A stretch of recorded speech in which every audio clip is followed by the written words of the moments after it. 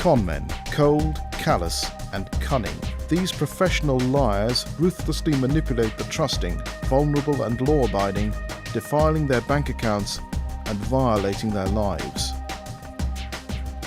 This series dissects the psyches of the world's most dangerous con men and women, candidly exploring these mysterious predators and uncovering how their duplicity and deceit led to their downfall and eternal notoriety. In this show, the incredible story of Britain's youngest conman who posed as a tycoon and swindled more than £250,000 from the tender age of 13. James Cameron was one of Britain's biggest internet conmen. But amazingly, this criminal was not technically a conman. He was just a boy.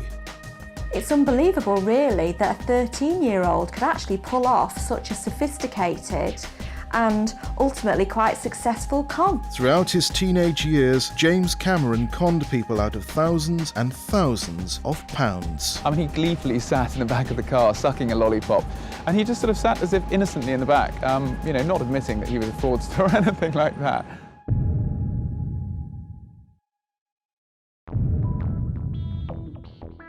In July 2005, a young woman was waiting outside a cafe bar in London to meet her potential new employer. The job was for PA to the director of a company called Worldwide Stationery, and it was advertised in the Evening Standard in London, but also at local job centres.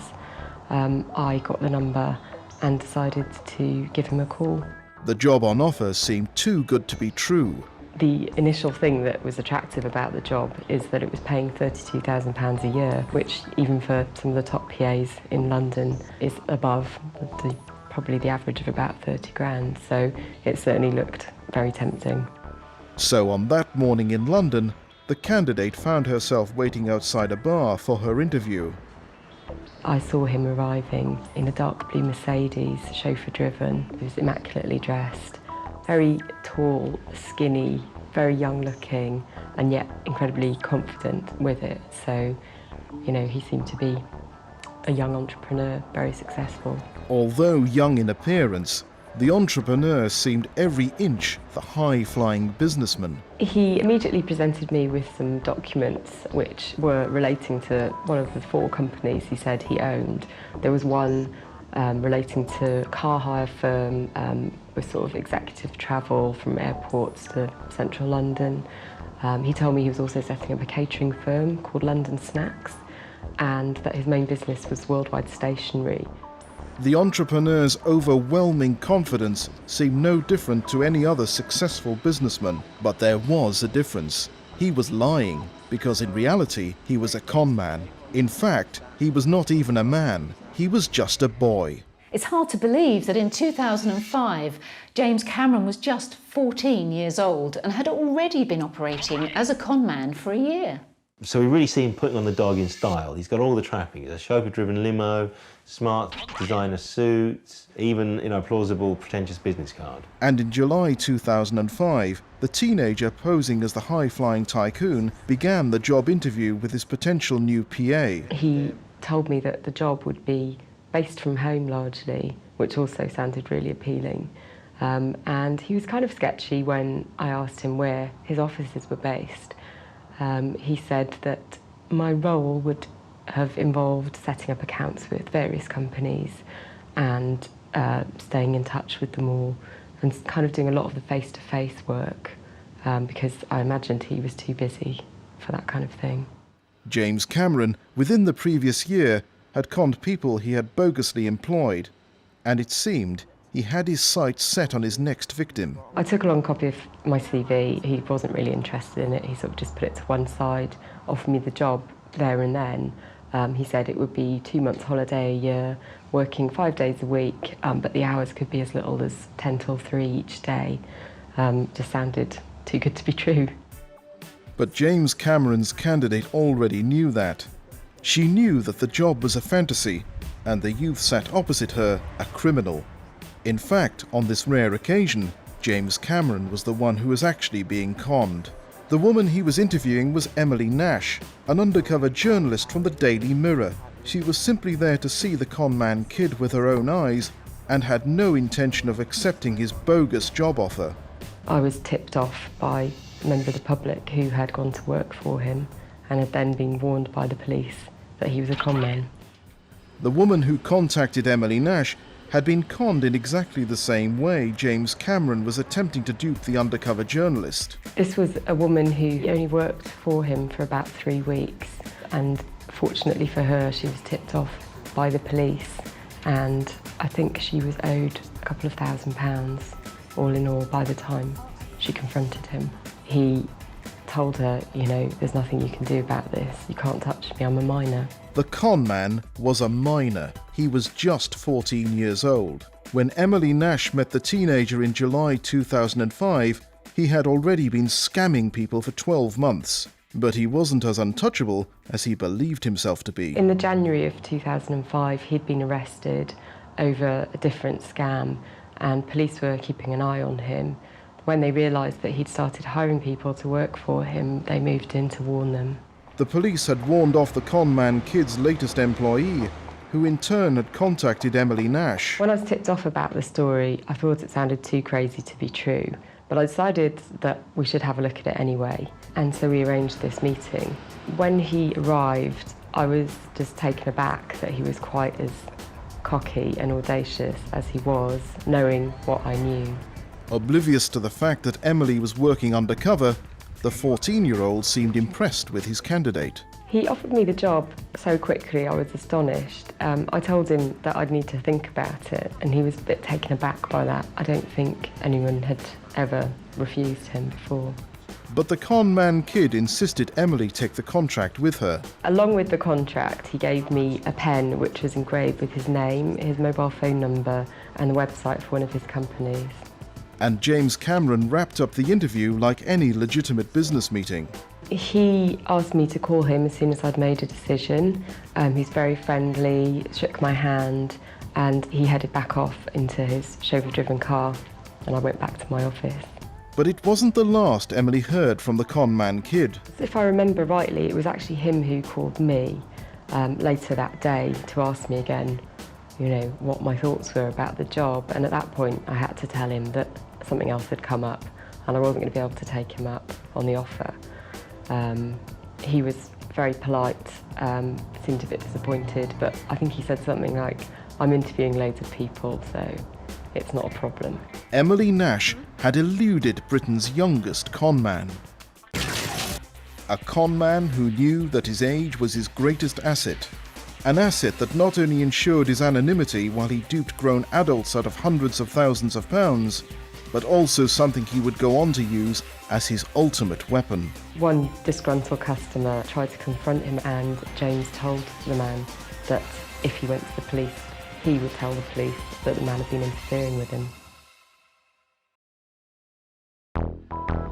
When journalist Emily Nash met James Cameron for a job interview in July 2005, she knew a great deal more than many of his victims. She knew he was a conman, and most shockingly, he was only 14 years old. When we first met, James and I were deceiving each other. He had no idea that I was an undercover reporter from the Daily Mirror, and he also didn't know that I was aware that he was actually a conman. He was very lanky, slightly awkward looking with hindsight, and a little bit spotty, to be honest, as you know, tend to get with teenagers. But unlike most teenagers, the 14-year-old had already been operating as a conman for a year. James Cameron's criminal career started when he was just 13 years old.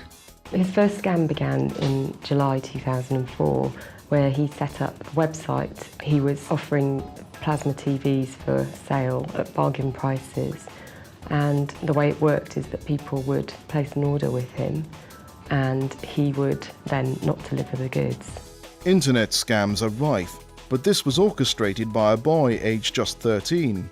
A boy who saw the Leonardo DiCaprio film Catch Me If You Can at an impressionable age. James seems to have been inspired by the film Catch Me If You Can, which also has a very young teenage conman at the centre of the plot.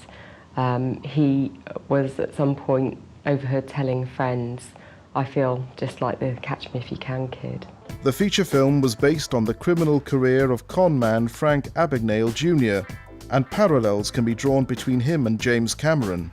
Both young men came from relatively humble backgrounds. Neither were interested in a formal education, but they were both very bright and intelligent and understood the power of money from an early age. James Blake Cameron was born in 1990.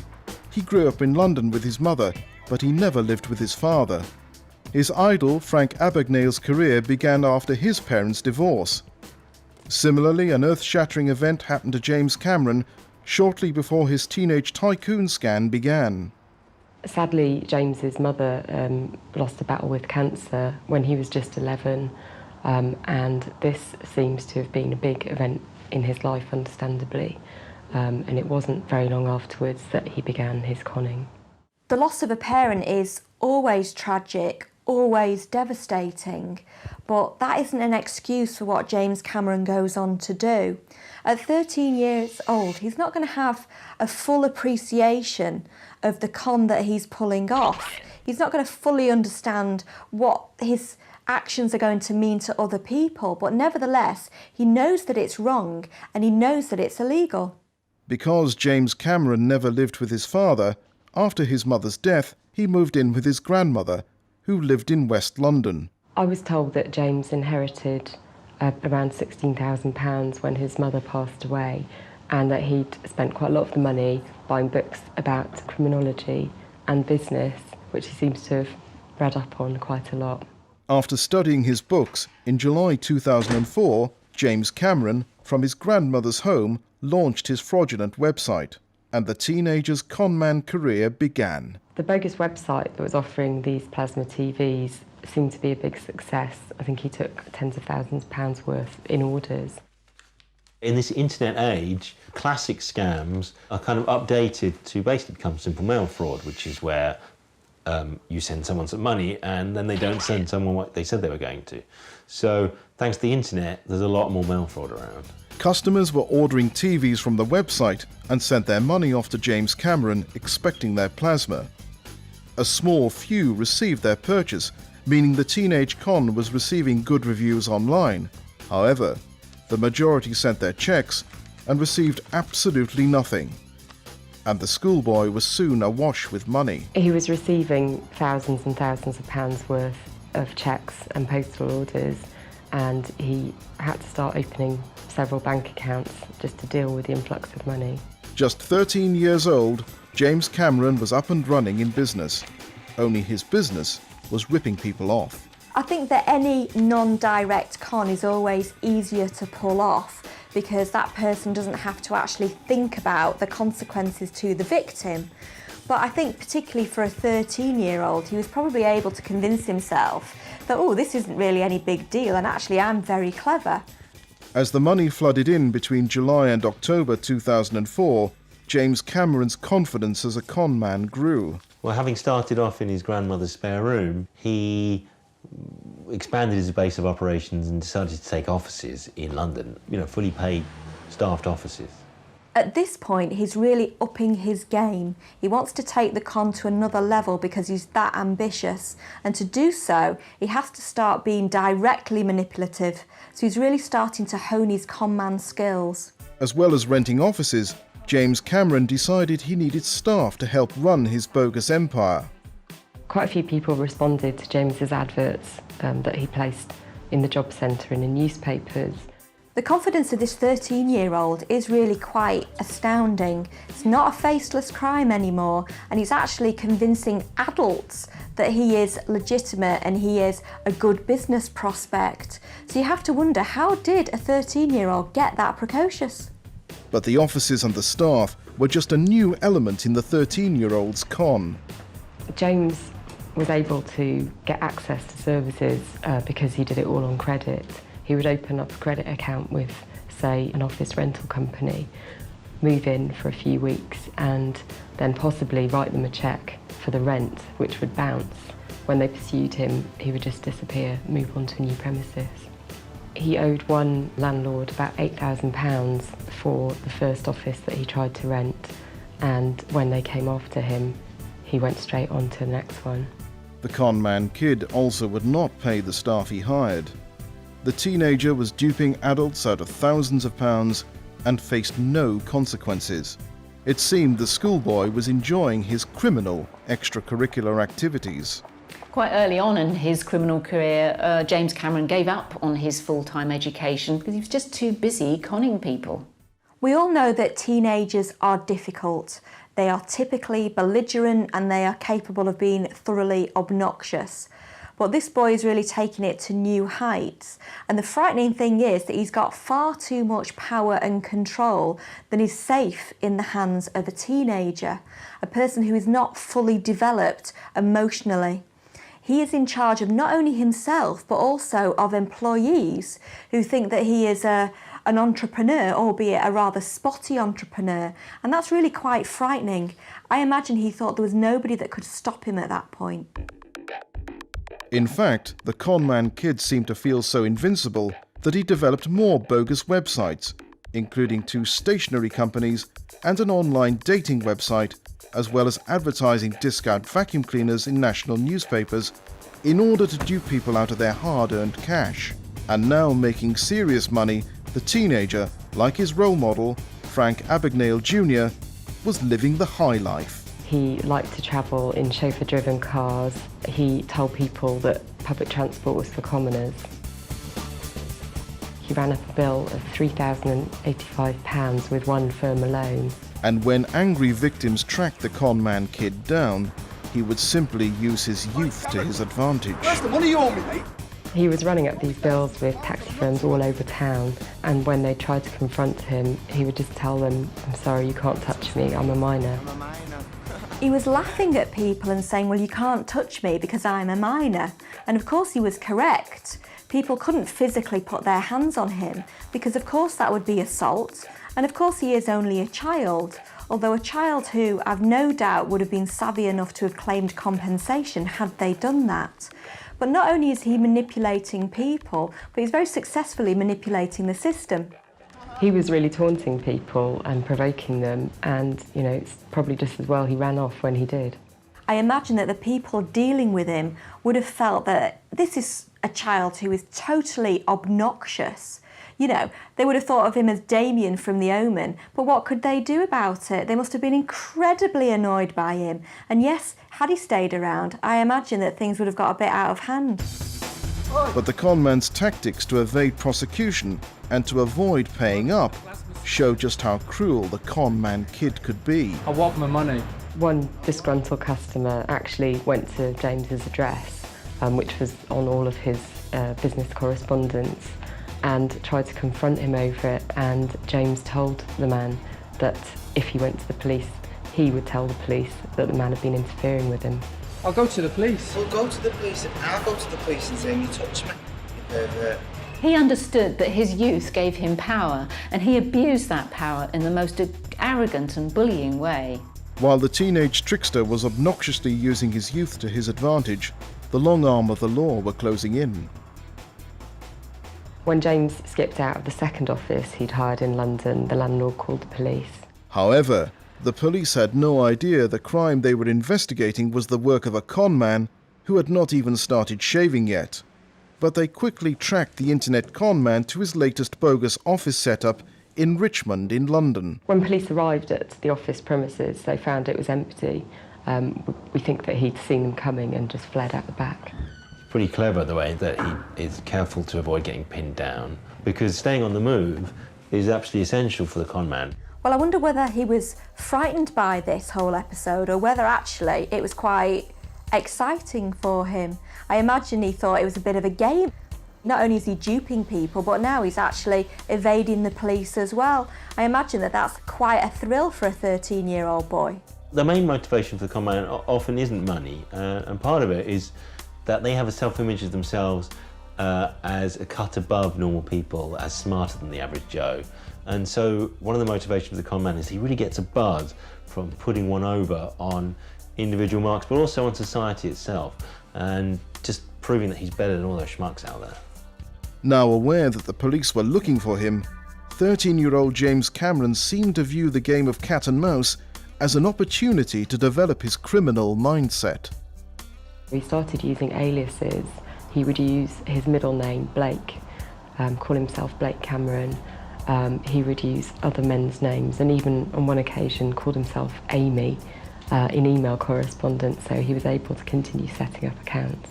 And it seemed that deceiving car and taxi firms was not enough for James Cameron. The teenage con was considering a new mode of transportation. On one occasion, he took one of his PAs, who was unaware of what was going on, to an airfield somewhere in Northamptonshire, I think, to inspect Learjets, having told the staff there that he might be using them for his business travel. I mean, he must have been dizzied by his own success sometimes. You know, he was only a teenager, and yet there he was going to view private jets. Maybe he was probably tempted to see how far he could push the envelope.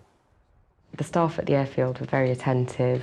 They saw him as someone who could potentially spend a great deal of money with them, and James seemed to really enjoy this. He told his secretary as they left that he loved having people sucking up to him. The conmankid did not buy a plane, but it seemed the ego had landed. This is a 13-year-old who thinks that public transport is for commoners and has a secretary. I mean, it really is ridiculous, isn't it? It's almost laughable, but actually it's really quite worrying, and you do wonder whether this is somebody who is a narcissist and you're just starting to see really quite disordered behaviour. But as his cons and scams were becoming more intricate and outlandish, the police finally caught up with the teenager and took him in for questioning. James was first arrested in around January of 2005. He was arrested over the TV screens that weren't being sent to people. For most young boys, this would be quite a frightening experience, and it might be enough to actually give them that wake-up call and think, oh, just a minute, I need to change my behaviour here. But the arrest and investigation was not enough to stop the teenager. And James Cameron's behaviour became more and more outlandish. He set up a lingerie website. He hired models and got to hang around with them in their underwear, which must be every teenage boy's fantasy. An outlandish and outrageous fantasy that would signal the beginning of the dramatic end for the conmankid. In 2004, James Cameron had been arrested for fraud after conning customers via a bogus website he set up. However, released under investigation in early 2005, the conmankid just continued conning. This boy was only 13 years old, and yet even after his arrest, if anything, his cons became even more ambitious. James Cameron's initial scam was a website claiming to sell bargain-priced plasma TVs. Most of his customers never received their purchases, and the teenage trickster pocketed the money. After his plasma TV success, the teenager also developed 2 online stationery firms, which earned him further fraudulent money. The website had worked well for the young conman, so even though he was on bail, he continued to set up more and more online businesses. Aside from the stationery supplies that he was offering on websites, he started advertising Dyson vacuum cleaners in national newspapers, and he got quite a big response to those. It was just around the Christmas period, and he took, I think he told one staff member, about £20,000 in the December alone. James Cameron was barely a teenager, but was fraudulently making masses of money from his online businesses. He also continued indulging his passion for conning car firms. In March 2005, posing as a woman called Gemma, he set up a private chauffeur account and spent £4,000 travelling the UK. He ran up one bill of £7,293 in the June of 2005, and just a few months later, in the April of 2006, he had his account closed by another firm after running up a bill of £5,543. He then has the audacity to set up yet another account at the same firm using a different name and runs up a bill of £5,000, which of course is never paid. As the conman's mantra of public transport being for commoners spiralled, he also continued his need to surround himself with PAs and staff. In July 2005, around about the same time that I met him, he ran up a bill with another recruitment agency of £3,161. James Cameron owed thousands and thousands of pounds across London and had no intention of ever settling his accounts. Regardless of his age, there can be no question that he knew what he was doing was absolutely illegal and unacceptable because he was putting safeguards in place. But as a 13-year-old, did he really fully understand the emotional impact of his behaviour on other people? Whether he understood or not, James Cameron was living a life most people only dream of, by conning people into believing he was a legitimate entrepreneur. He was taking business trips to Edinburgh and Paris, having vintage champagne delivered to his door, wearing designer suits, going to top London nightclubs and bars, and even hiring a bodyguard at one point when I think he worried that customers might come looking for him. He was really setting himself up almost like one of the young royals, like William or Harry, certainly when he started having riding lessons and going to polo matches. And James Cameron was not only living the high life, he was also intoxicated by the power he had over the people he bogusly employed. Well, he won't eat sandwiches with the crusts on, and he actually had somebody who would come and remove those for him. Well, that's just ridiculous, isn't it? And it's also dangerous because he's a very young boy, and at this time he's developing his adult personality.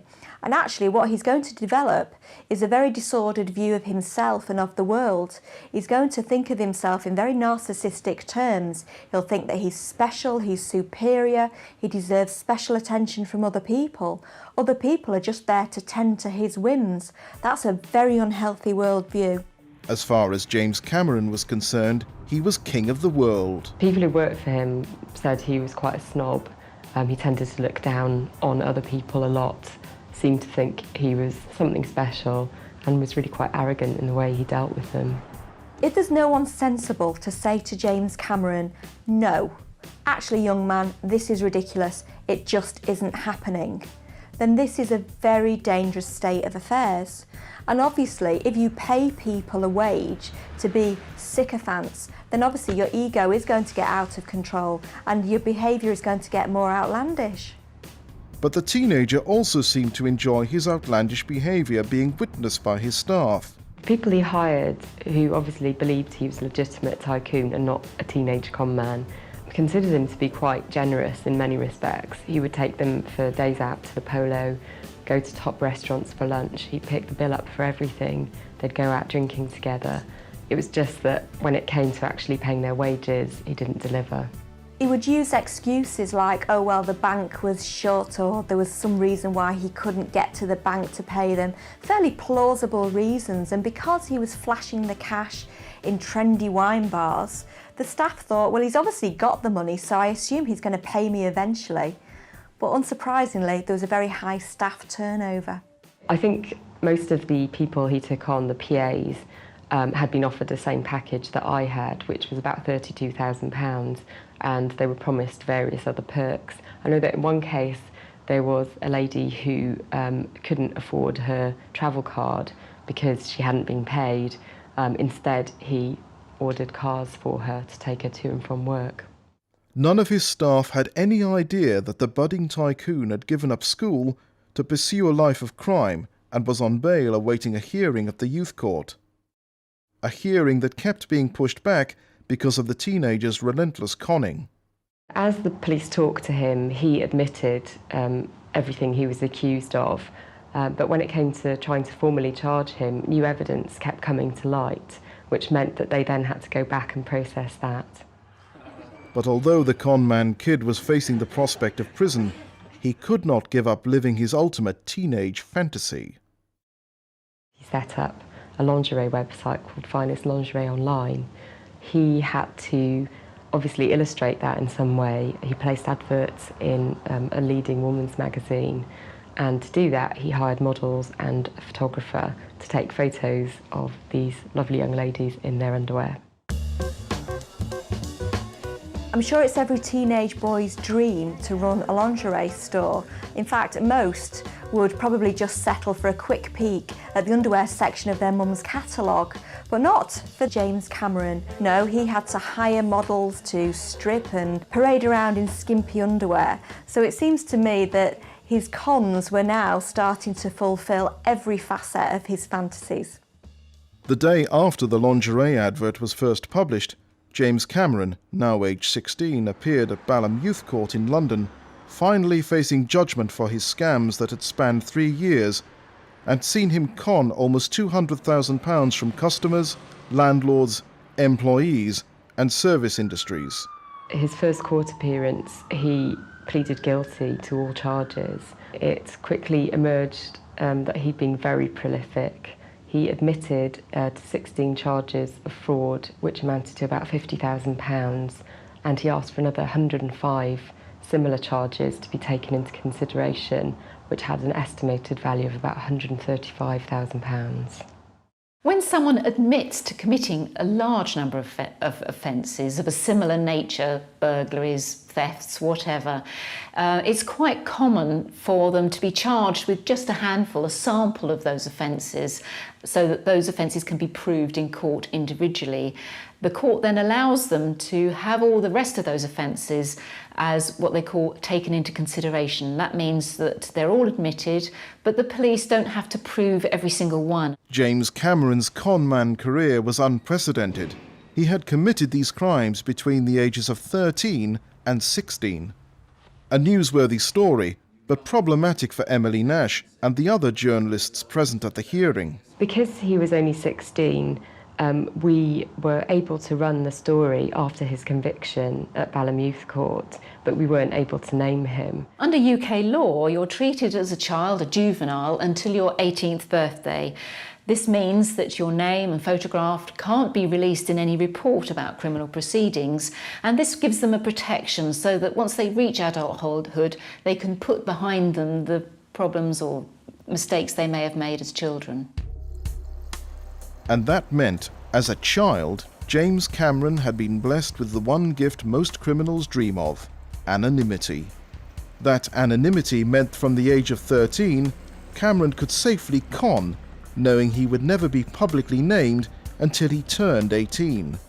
And in court, the full extent of what this enabled him to do was exposed. He took thousands of pounds for vacuum cleaners that never arrived, TVs that disappeared. He hired staff that were never paid, and offices were left thousands of pounds out of pocket for unpaid rent.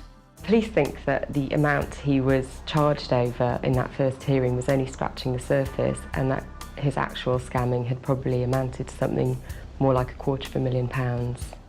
And on the 2nd of July 2007, the youth court was ready to pass sentence on the 16-year-old. James was sentenced to 6 months in a youth custody centre and got another 6 months of community service. The judge also stipulated that he could no longer use taxi firms, hire chauffeurs, or offer any goods for sale via the internet. So he's been to prison by the time he's 16, and he's in a very privileged position of actually having his name withheld from the media, so people don't know what he's been getting up to. This should have been his golden opportunity to go straight, if you like, but does he take that opportunity? Unfortunately, no, he doesn't. James Cameron ignored the restrictions the judge stipulated in court and simply resurrected his con when he was released. He again started using chauffeur-driven cars and taxis to take him around London. He was visiting strip clubs and other nightclubs. He even went to a lot of parties during London Fashion Week. By the time he was 17, he was running up taxi fares of £150 per night. It was during this period that James Cameron was using and abusing a London firm called Climate Cars. We operate mainly with account customers, so businesses will open accounts with us, which is in fact what James did.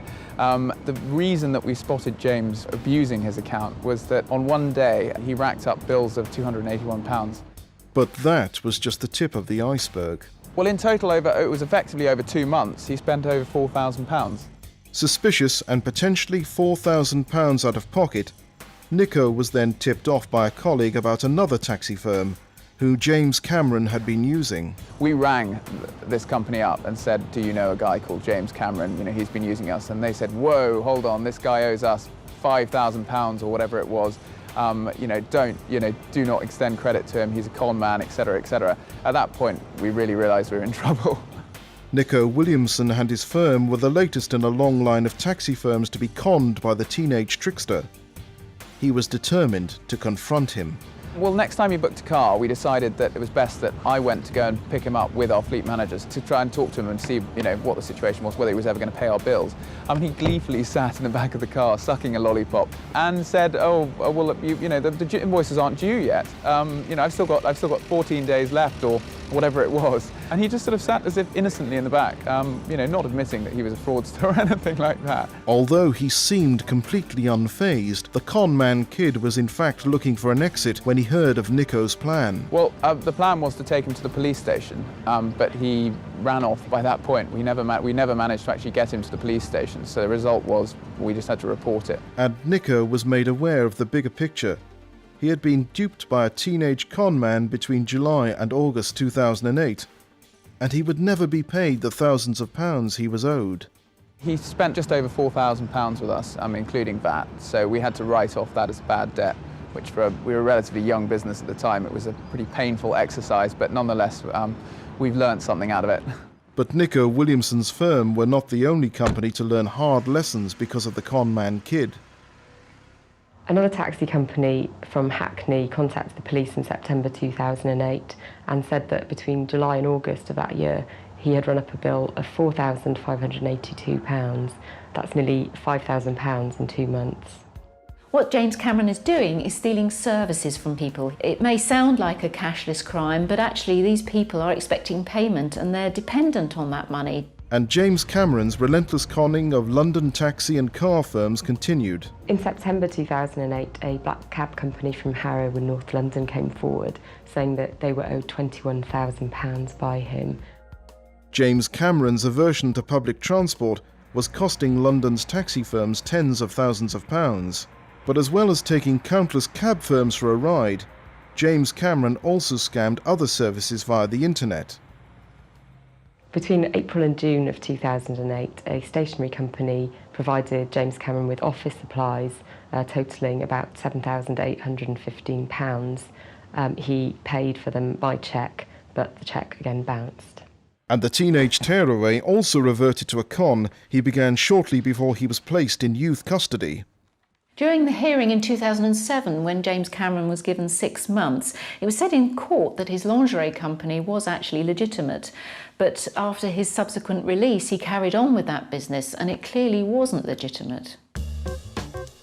It appeared that even when living out every teenage boy's fantasy, James Cameron could not resist ripping people off.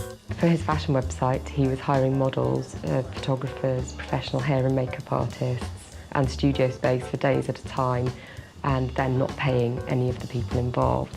So he was effectively obtaining services by deception, but at the same time having a bit of fun. Again, we've got scantily clad models parading around for the benefit of a spotty teenage entrepreneur. Benny Hill humour. But then these are professional people, probably very hard-working people who were expecting to get paid. The modelling agency lost out on about £10,000 because obviously it had to pay the models, having actually sent them out to do the job. The studios again lost thousands, and the self-employed photographers were particularly hard hit, and I think the fee they agreed was £8,500. But she never received the money, despite contacting the conman kid's bogus company. At the same time, this company, Urban Fashion, sends her an email, which in fact is James Cameron sending her an email, saying that the company was in fact going into voluntary liquidation. The photographer never saw the £8,500 she was owed, and she went to the police. And she was not alone. The police were once again inundated with complaints from victims of the teenage conman, victims he had duped since being released from youth custody in 2007. Once again, James Cameron was arrested and a court date set for October 2009. Judgment Day was looming for the conman. The difference is that James Cameron is now no longer a child. He's not the conman kid anymore. In fact, in the eyes of the law, he's an adult, and so he's going to stand trial as a man. Aged 18, it seemed James Cameron's luck had finally run out. From the age of just 13 years old, James Cameron had relentlessly conned innocent people out of thousands and thousands of pounds. In 2007, aged 16, the conman was sentenced to a youth custody centre for 6 months. But upon release, he continued to con people to live out his teenage fantasies. His frauds went on for 5 years, and despite the best endeavours of the social services, the police and the probation service, all trying to get him back on the straight and narrow, but he just decided that just wasn't for him. In October 2009, aged 18, James Cameron appeared at Southwark Crown Court, pleading guilty to crimes he committed between 2007 and 2008, amounting to £20,000. For the first time in his 5-year conman career, the conmankid was being tried as a man. This was the first time that James had actually appeared in an adult court. He'd obviously been conning people throughout his teenage years, almost anonymously, because of the legal system preventing him from being named. But this time round, he was being seen in the eyes of the court as a man. However, when being sentenced just 2 weeks before his 19th birthday, James Cameron seemed to be even luckier than he was when he was a child. In spite of everything, he wasn't jailed. He was given a 50-week suspended sentence and put under a supervision order. He was also instructed not to take loans of more than £250. James didn't learn his lesson as a younger teenager, and now, after being tried as a man, he was punished, but he still got to go home and sleep in his own bed that night. And I imagine that must have frustrated an awful lot of people. Given his history, I expect that a lot of them were questioning exactly what kind of message is the legal system sending out to him. However, the conmankid had been so prolific in his criminal career that in the same month as his first appearance at Southwark Crown Court, the Crown Prosecution Service brought further charges against the conman. October 2009 had been a busy month for Cameron. He had turned 19, been sentenced for the first time at Crown Court, and was now facing further charges, which he was pleading guilty to. James was prosecuted and convicted of 8 counts of fraud by false representation, 1 charge of obtaining property by deception, and 1 charge of obtaining services dishonestly. It was a fraud totalling £82,000 and related to all those high-end luxury service industry scams and all those taxi scams as well. In March 2010, James Cameron returned to Southwark Crown Court to be sentenced for his cons worth an astounding £82,000.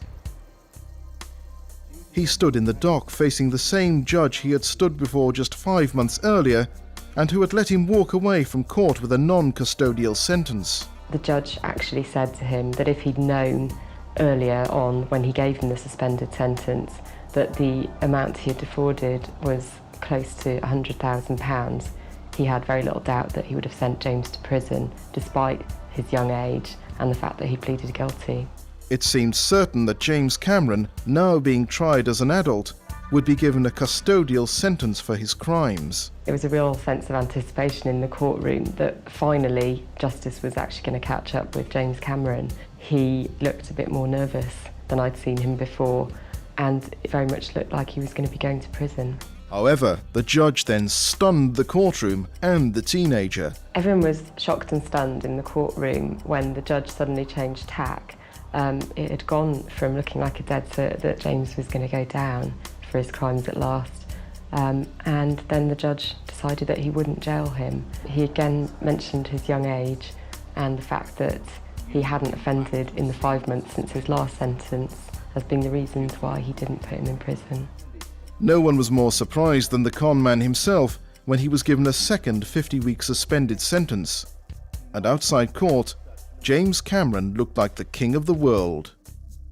When the judge passed the sentence, James actually looked dumbfounded like the rest of us. I think he just couldn't believe that he wasn't going to go to prison. I actually followed him out of the courtroom and asked him how he felt, and he just said to me, "I wasn't expecting that, were you?" He also made a statement outside court saying that he was full of regret and remorse.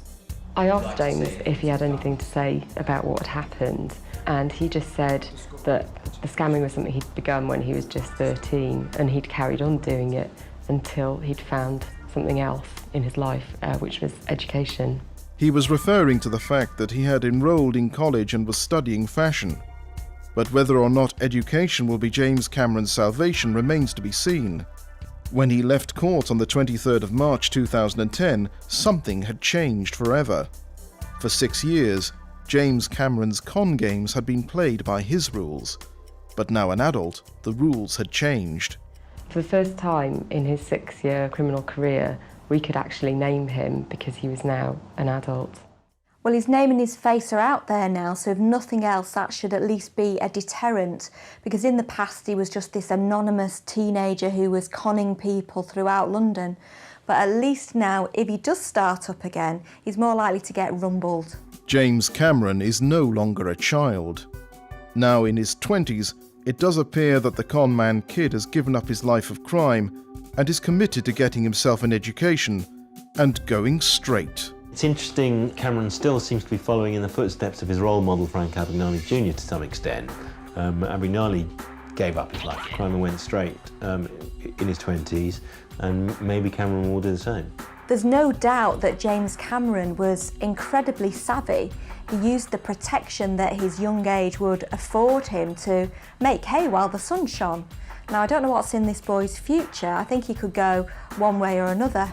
He could either be the narcissistic career conman, or actually he could use that skill set and be incredibly successful.